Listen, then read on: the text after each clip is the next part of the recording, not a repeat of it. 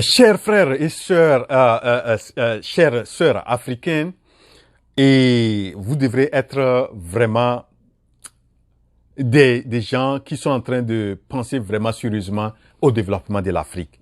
Et franchement, moi, je suis très soucieux du développement de l'Afrique. Ça me peine de voir en Afrique qu'on est toujours en retard sur certains aspects et que nous dépendons beaucoup des autres continents pour pouvoir chose. Alors que la nature nous a doté beaucoup d'atouts, beaucoup de richesses et que nous devons pouvoir savoir les utiliser. Nous sous-utilisons nos ressources, nous n'utilisons pas ce qu'il faut pour vraiment tirer le bien profit, tirer un bon profit du don que Dieu nous a légué en Afrique. Voilà comment, et je veux vraiment que vous voyez ça, comment aujourd'hui nous sommes toujours dépendants de l'importation des produits, des aliments, des animaux. Comment nous sommes là et que nous sommes des dépendants, nous attendons vraiment de l'Europe ou bien de l'Amérique ou bien de l'Asie pour avoir les aliments pour pouvoir nourrir nos animaux. C'est le cas par exemple de la production des volailles où nous dépendons de, par exemple, nous importons le son cubé, nous importons le poisson, farine de poisson, nous importons la drèche, nous importons, mais je crois que il y a beaucoup de choses que nous devrons réagir. Nous devrons avoir une révolution dans le sens de réaction en termes d'action que nous devrons mener pour sortir l'Afrique de cette dépendance-là. Et c'est là que l'entrepreneur vient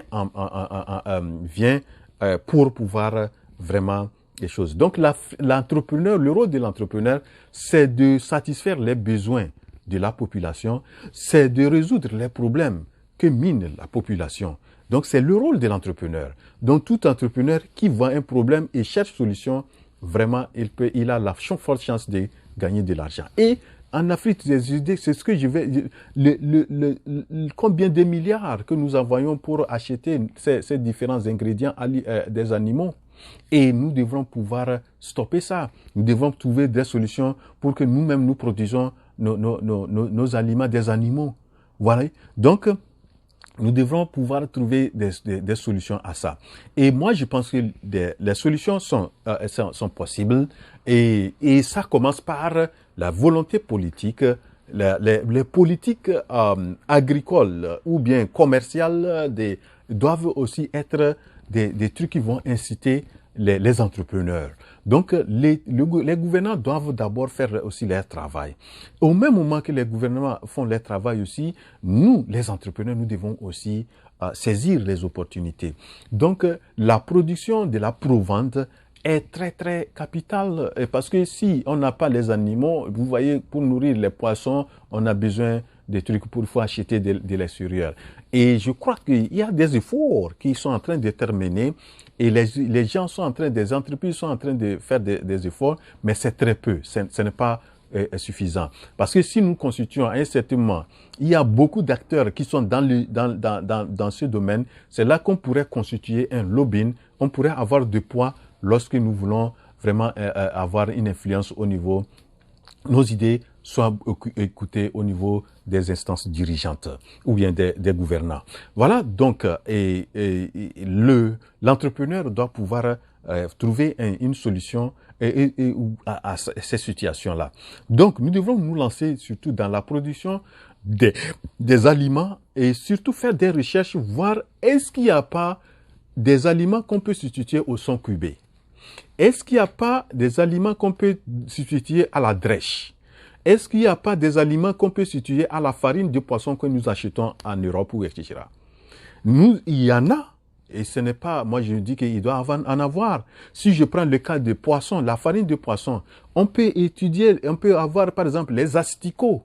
Les asticots sont vraiment importants et qui sont des importantes sources de protéines. Donc on peut voir qu'est-ce que les poissons apportent comme source de protéines, la quantité, et aussi au niveau des asticots qu'on peut voir. Et faire les asticots, élever les asticots en Afrique, c'est pas quelque chose ce n'est pas la matière qui nous manque pour pouvoir produire, mais je crois que c'est la volonté et prendre conscience de ça. Donc, en Afrique, nous avons besoin de pouvoir faire un constat et pouvoir vraiment faire de telle sorte que nous pouvons vraiment améliorer les choses de telle sorte que nous faisons de telle sorte que vraiment en Afrique, que nous pouvons promouvoir cette production locale-là, des ingrédients dont nous avons besoin et que il y ait vraiment des trucs d'incitation, des trucs de subvention par l'État pour pouvoir amener les producteurs de ces éléments-là à s'intéresser beaucoup et à choses. Et assurer aussi, moi je pense à un certain moment, c'est de pouvoir décourager l'importation de ces éléments. Lorsque les gouvernements vont mettre des politiques incitatrices de production locale, à un certain moment, il faut mettre des barrières, notamment augmenter les tarifs de ces produits-là pour décourager l'importation. Voilà donc et des trucs que nous devons pouvoir faire. Et la recherche doit être beaucoup de mise. Nous devons former des gens, des techniciens capables de bien produire les aliments de qualité. Parce que vous savez, si l'aliment n'est pas bon, vous allez nourrir les animaux. Les animaux vont vont attraper des maladies et en conséquence, on aura des mortalités, on aura moins de production etc. Et ça peut beaucoup décourager cette production locale-là. Voilà donc des choses que nous devons beaucoup faire pour pouvoir amener aller vers l'indépendance de ces importations-là et qui, en fait, on est en train d'enrichir ces pays-là et l'Afrique gagne peu de miettes.